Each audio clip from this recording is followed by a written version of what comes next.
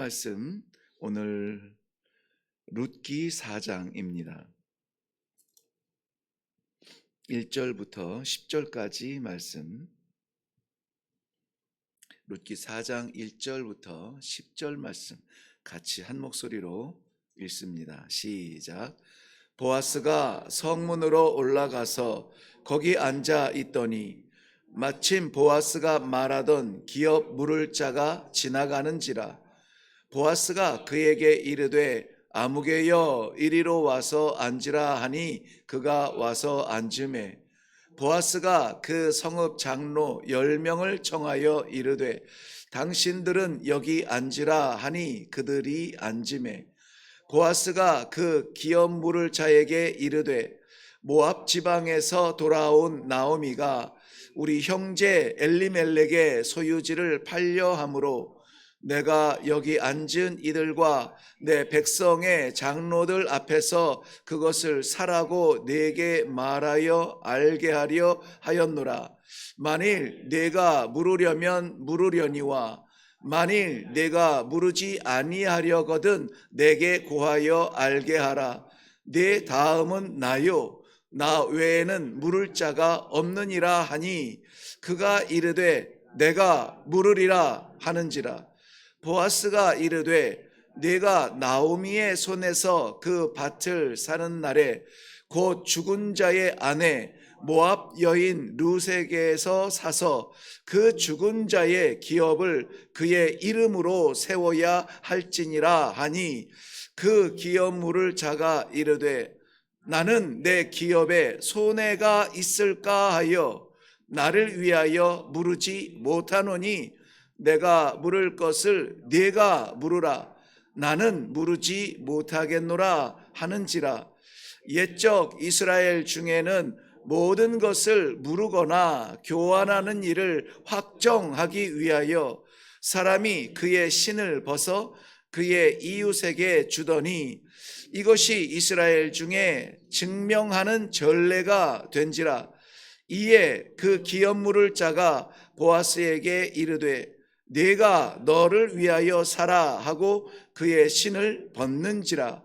보아스가 장로들과 모든 백성에게 이르되 내가 엘리멜렉과 기럨과 말론에게 있던 모든 것을 나오미의 손에서 산 이래 너희가 오늘 증인이 되었고 또 말론의 아내 모압 여인 룻을 사서 내 아내로 맞이하고 그 죽은 자의 기업을 그의 이름으로 세워 그의 이름이 그의 형제 중과 그 곧 성문에서 끊어지지 아니하게 함이 너희가 오늘 증인이 되었느니라 하니. 아멘. 네, 내용이 그림처럼 그려지는 것 같죠? 네, 그 말씀 묵상하기 전에 함께 기도하겠습니다. 함께 할 수 없는 관계인데 품어주시고 다가갈 수 없는 자리인데 이리 와라 불러주시고 감히 받을 수 없는 하나님의 생명 말씀인데 이 아침에 우리들에게 허락하십니다. 이 말씀이 우리의 귓전에만 들리게 마옵시고 우리의 머리로만 이해되게 마옵시고 우리의 심령에 새겨지며 우리 삶 가운데 그대로 이루어지는 축복이 있게 하여 주시옵소서. 부족한 종을 가리워 주실 줄로 믿사옵고 예수님의 이름으로 기도하옵나이다. 아멘. 네, 약속대로 오늘 4장 1절부터 보아스가 이렇게 시작하면서 계속 보아스가 부르고 보아스가 앉히고 보아스가 이야기하고 보아스가 분주하게 그렇지만 거침없이 힘있게 기업 물을 책임을 위해서 힘쓰는 그러한 모습을 마치 그림처럼 우리가 볼 수가 있는 본문입니다. 이러한 노력과 애씀을 언제까지 하겠다고요? 그 일이 성취되기까지 그가 쉬지 아니하리라. 보아스의 그 모습 속에서 우리는 열심히 살아가는 보아스라고 하는 어떤 한 남자의 이야기가 아니라 우리 각 사람에게 은혜로 베풀어 주신 열린 길 천국문을 이루기까지 우리 하나님께서 쉬지 아니하시겠다라는 하나님의 열심을 볼 수 있는 그림자처럼 볼 수가 있겠습니다. 오늘 나타나는 이 본문의 내용도 역시 이스라엘의 한 독특한 풍습을 우리들에게 설명해 주려고 하는 것은 아닙니다. 변함없이 우리는 설지라도 서지 아니하시고 우리는 잘지라도 주무시지 아니하시는 하나님의 열심을 오늘 우리들에게 다시 한번 보여주는 거예요. 왜 보여줄까요? 우리 가운데 정말 하나님께서 나를 위해 일하시는가, 나를 위해 태양을 띄우시는가, 나를 위해서 오늘도 뛰시겠는가 하는 이러한 확실한 믿음 없이 살아가는 이 시대의 성도들에게 그 일을 이루기까지, 내가 너를 영원한 나라 약속의 천국 앞에 너를 부르기까지 멈추지 아니하겠다, 쉬지 아니하겠다라는 우리 하나님의 이 신실한 모습을 우리에게 다시 말씀해 주시는 거예요.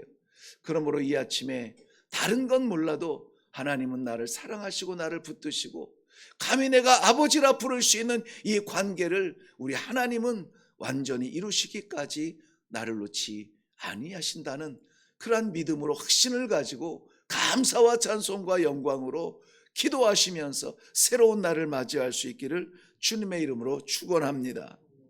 오늘 본문 말씀에서 띄는 이 보아스의 모습에서 정말 자기가 무엇을 약속했는지, 그리고 그 약속을 이루기 위하여서 책임을 다하는 귀한 사람의 모습을 봅니다.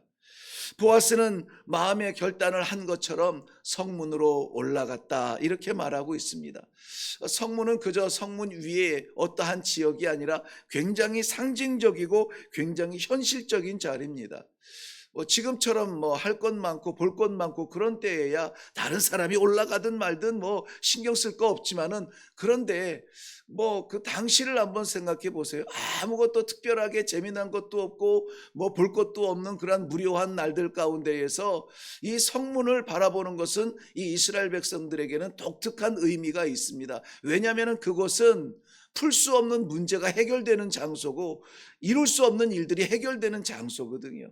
이 이스라엘 백성들의 장로들, 여기선 우리가 이 교회에서 부르는 장로가 아니라 그야말로 어르신들이에요.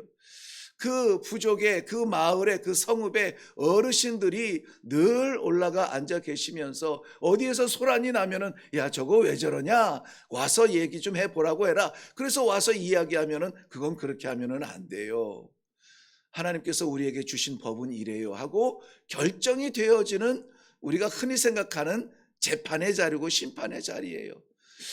오늘 보아스가 그 성문에 올라갑니다.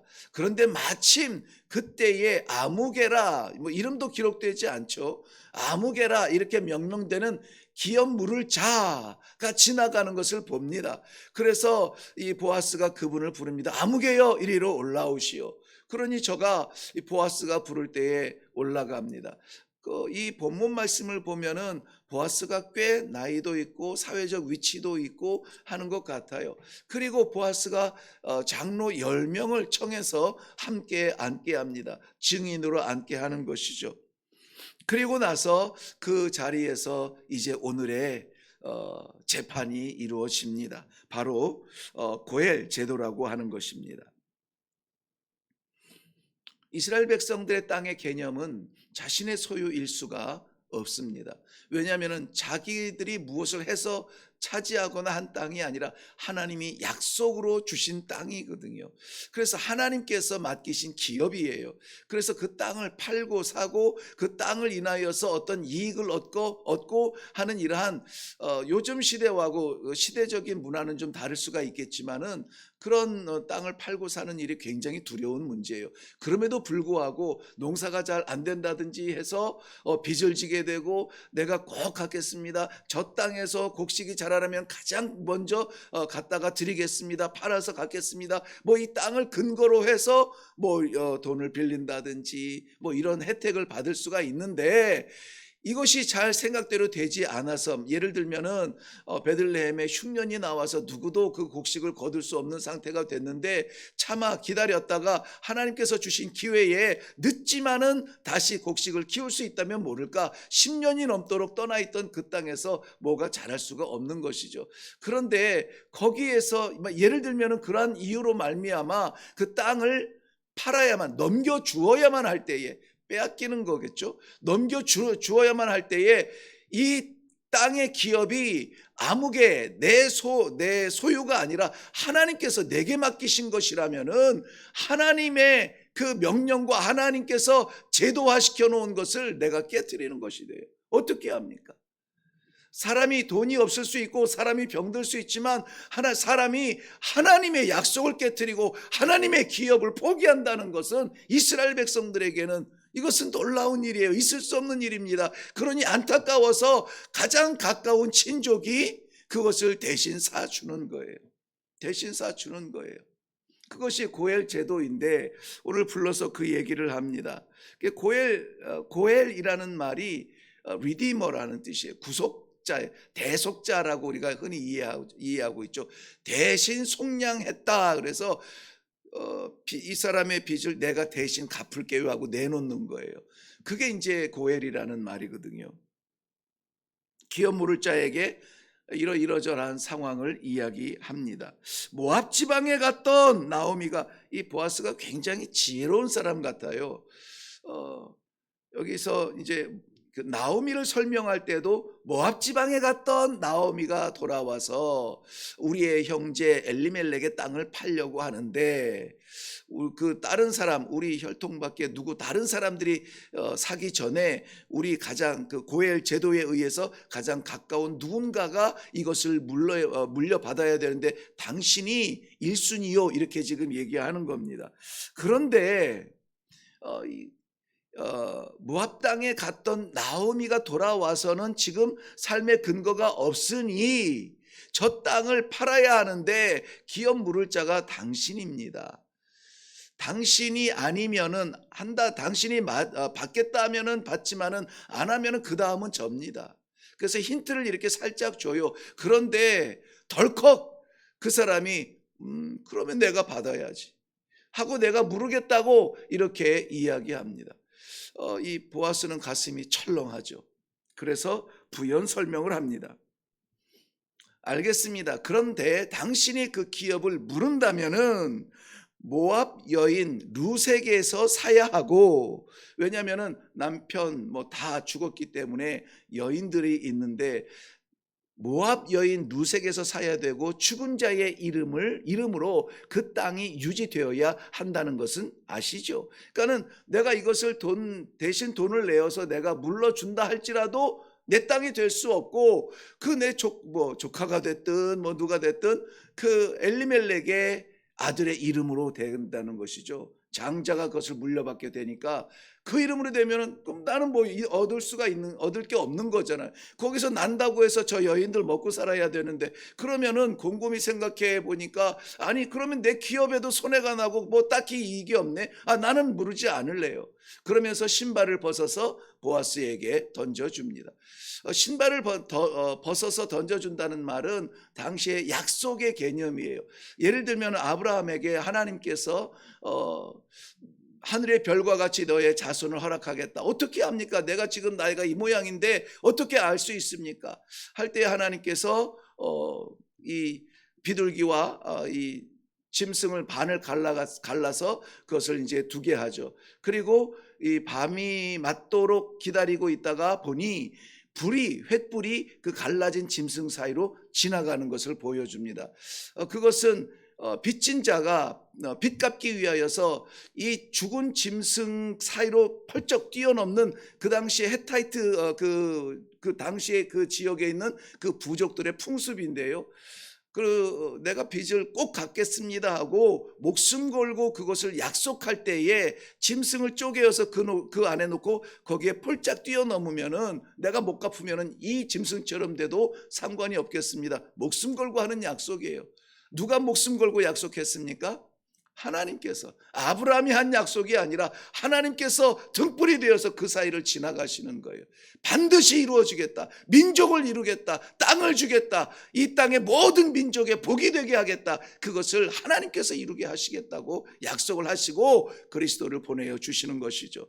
그처럼 신발을 벗어서 보아스에게 던져주면서 이 약속을 내가 포기했다는 것이 이것은 나의 증명이다라고 이야기합니다. 아니나 다를까 주변에 있던 10명의 그 장로들도 증인이 되었습니다. 그것을 구경 삼아서 우르르 몰려서 무슨 일이야 무슨 일이야 하면서 들여다보았던 그 모든 백성들도 증인이 되었던 것이죠. 그런데 이 보아스가 모압에서 돌아온 나오미, 모압 여인 누색에서 사야 된다라는 것을 말할 때 이 화들짝 놀라면서 그러면은 나는 내가 부르지 않을래, 당신이 부르든지 하시오라고 말할 때에 이 모압을 강조해요. 이스라엘 백성들에게는 여호수아나 출애굽기 15장이나 여호수아 23장에도 말씀하신 것처럼 이방인들과 혼인하지 못하도록 하고 이방인들과 거래하는 것을 금지가 되어 있어요. 부정한 것과 정한 하나님의 백성들이 합해지는 것을 허용하지 않습니다.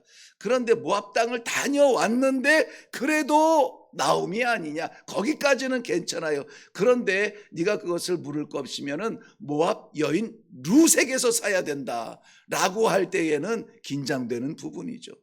그럴 때에 저가 내려놓고 보아스에게 넘겨주는 것을 보게 됩니다.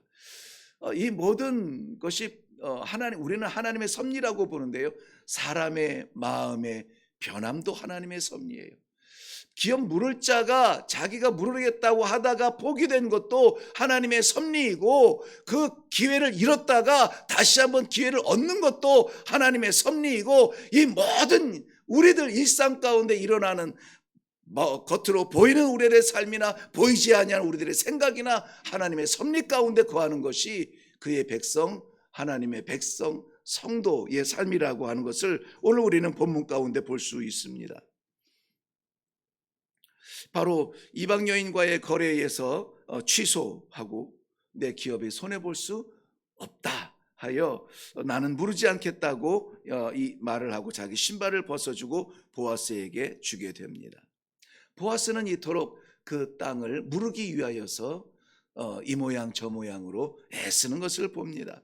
이것은 단지 어떤 땅의 기업을 내가 확장하겠다, 내가 가지고 있는 이 땅에서 더 많은 것을 차지하겠다 하는 이러한 얄팍한 땅의 평수에 대한 욕심이 아니라, 나오미와 그의 며느리죠, 이방 여인이지만은 모압 여인 룻을 사랑하고 또 저들을 존귀하게 여기고 그들의 고통을 품에 안겠다라고 하는 그러한 간절한 마음에서 왔다는 것입니다. 그래서 많은 사람들이 이 보아스를 예수 그리스도의 모형으로 보는 것을 주저하지 않습니다. 약속한 것을 이루기까지 쉬지 아니하시고 마지막 완성되는 그 자리까지 포기하지 아니하시고, 심지어 하나님이신 예수 그리스도께서 십자가에 올라가 침뱉음을 당할지라도 돌아서지 아니하시고 묵묵하게 그 길을 가면서 다 이루었다, 다 이루었다.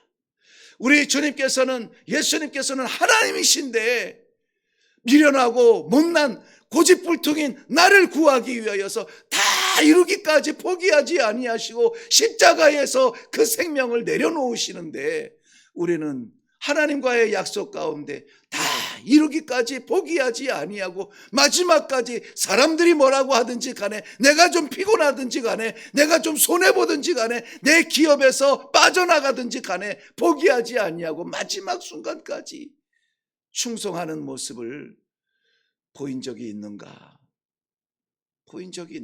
모르겠어요. 저는 그렇게 묵상을 했습니다.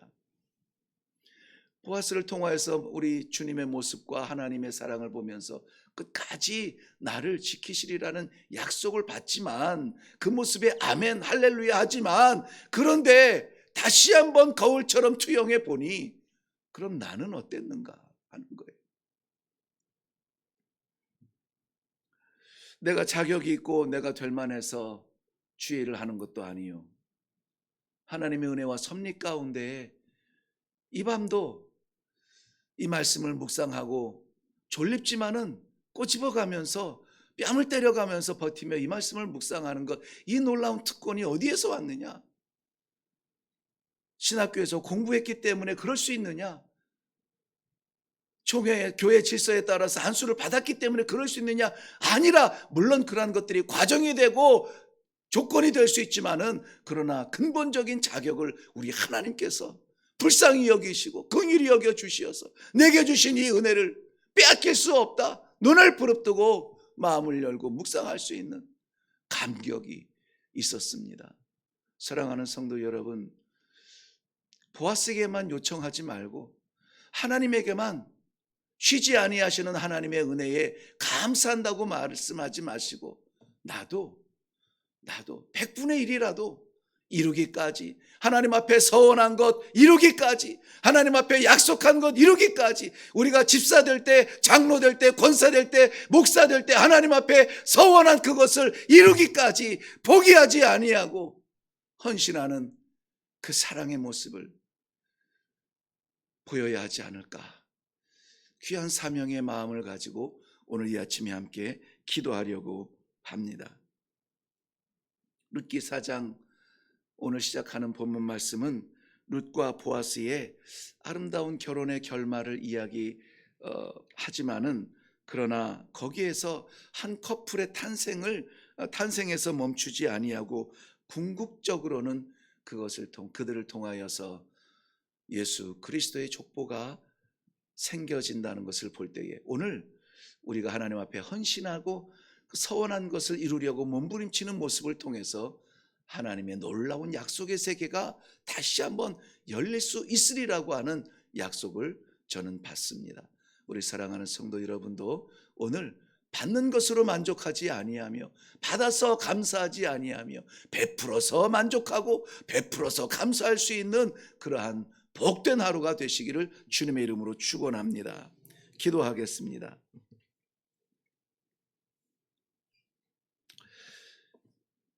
일이 성취되기까지 쉬지 아니하시는 하나님의 그 간절한 사랑의 마음을 볼 수가 있었습니다.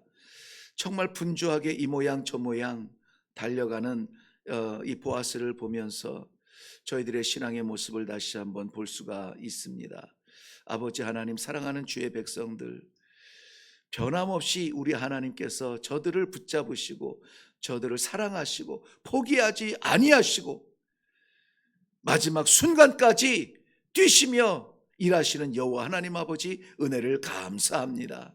오늘 우리의 삶 가운데에서 우리도 하나님을 향한 고백과 하나님을 향한 약속과 소원이 이루어지기까지 포기하지 아니하고 돌아서지 아니하고 한 걸음이라도 나아갈 수 있는 충성의 사명자들이 다 될 수 있도록 도와주시옵소서. 사랑하는 주의 자녀 생일을 당하여서 하나님 앞에 감사하며 예물을 올려드립니다. 귀한 아이가 어렵고 힘든 세상을 살아가야 합니다. 많은 것이 필요하고 많은 사람들이 필요하지만, 그러나 사랑하는 귀한 자녀의 심령에 살아계신 하나님 아버지 함께하여 주시옵시고, 너는 내 것이라, 내가 너를 지명하여 불렀느니 너는 내 것이라, 우리 하나님과의 약속이, 관계가 분명하게 세워지는 귀한 아이가 되어서 이 시대에 정말 별처럼 빛나는 귀한 믿음의 자녀로 성장할 수 있도록 역사하여 주시옵소서. 존귀한 받게 하시고 사랑받게 하시고 하나님의 그 귀한 생명, 귀한 복음을 나타내기에 부족함이 없는 귀한 삶을 살도록 축복하여 주시옵소서. 주의 모든 가정의 자녀들마다 동일한 은혜를 허락하여 주실 줄로 믿사옵고 예수님의 이름으로 기도하옵나이다. 아멘. 아멘. 네, 오늘 이 아침에 우리가 기도할 때 먼저 두 가지 기도합니다. 하나님 감사합니다. 내가 잊었지만 하나님 잊지 아니하시고 쉬지 아니하시고 여전히 나를 흔들어 깨우시며 주의 말씀 앞에 불러주시는 이 은혜를 감사합니다. 내가 이전에 올라온 게 어딥니까? 많은 것이 사라졌다고 하지만, 잃어버렸다고 하지만은, 하나님, 내가 이 새벽 제단을 쌓는 이 순간이 그게 어딥니까? 감사합니다. 감사합니다. 먼저 감사와 찬송의 영광을 하나님께 올려드리시고, 두 번째는 말씀드린 것처럼 그러면 우리는 하나님 주를 위하여서, 하나님을 위하여서 무엇을 어떻게 살아가고 있는가? 늘 오늘도 채워주옵소서, 채워주옵소서, 받기만을 구하고 있는가? 아니면은 주시지 않아도, 받지 않아도, 낳지 않아도, 열리지 않아도 주님, 나도 마지막 순간까지 주를 향하여 나아가겠습니다, 주 앞에 충성을 헌신하는 그러한 약속의 기도가 있으면 좋겠습니다. 그리고 한 가지 더 부탁드리는 것은, 말씀드린 대로 유라시아 지역, 러시아와 몽골 지역의 선교사님들이 선교 60년, 70년, 80년, 100년 그동안 한 번도 모이지 못하다가 이번에 처음으로 한번 모여서 선교 대회를 한다고 합니다. 그 발자취들을 기억하시고 이루어 주시되 하나님의 성령의 뜨거운 역사를 체험하는 놀라운 회복의 시간이 되게 하여 주시옵소서. 우리 함께 기도하시고 그리고 각자의 기도의 제목으로 나아가겠습니다. 기도하겠습니다.